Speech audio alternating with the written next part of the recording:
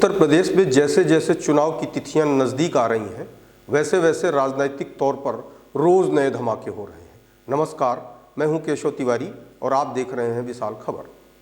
उत्तर प्रदेश हमेशा से आया राम गया राम राजनीति का गढ़ था। चुनाव के पहले नेता अपनी सुविधा के अनुसार दल बदल करते हैं, लेकिन उत्तर प्रदेश में ऐसा कोई भी दल नहीं है जो यह कह दे कि हम किसी दूसरे दल से आयातित नेता को टिकट नहीं देंगे। पहले भारतीय जनता पार्टी के अंदर रीत, नीति, चाल, चरित्र और सिद्धांत होता था, लेकिन राजनीति के नए मॉडल में पार्टी ने सिर्फ यह सुनिश्चित किया है कि जीतने वाले व्यक्ति को ही टिकट दी जाएगी। भारतीय जनता पार्टी लोकप्रियता के उच्च पायदान स्थापित होने के बाद उत्तर प्रदेश में उसके पांव आज की तारीख में डगमगा रहे हैं। उत्तर प्रदेश में भारतीय जनता पार्टी से भी नेताओं का पलायन शुरू हो चुका है और वो ज़्यादातर नेता समाजवादी पार्टी ज्वाइन कर रहे हैं। अभी हाल ही में उत्तर प्रदेश के कैबिनेट मंत्री स्वामी प्रसाद मौर्य ने इस्तीफा देकर समाजवादी पार्टी का दामन थाम लिया।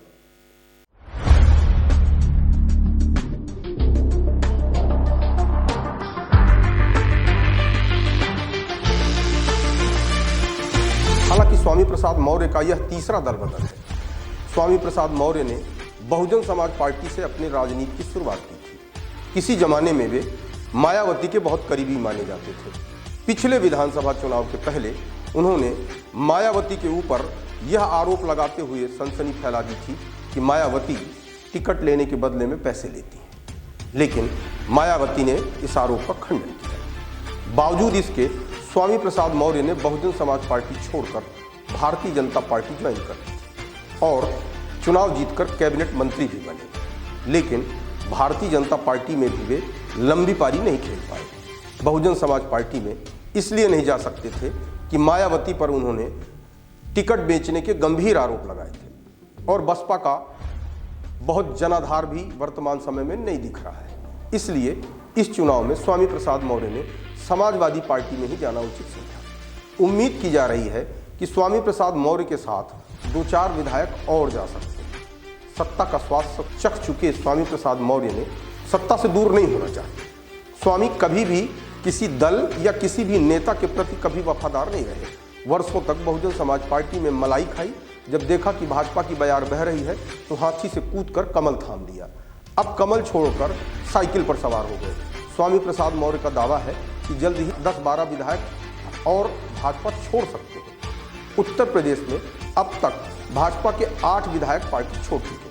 स्वामी प्रसाद मौर्य से पहले भाजपा विधायक राकेश राठौर, माधुरी वर्मा, राधा कृष्ण शर्मा और दिग्विजय नारायण चतुर्वेदी पार्टी छोड़ चुके हैं। सूत्रों ने कहा है कि भाजपा के आंतरिक सर्वे रिपोर्ट यह बताती है कि दोबारा जो विधायक चुनाव नहीं जीत सकते उनकी टिकट बड़ी संख्या में काटी जाएगी। इसी डर से कई भाजपा विधायक दूसरे दल में जा रहे हैं, लेकिन स्वामी प्रसाद की बेटी बदायूं लोकसभा सीट से सांसद भी है।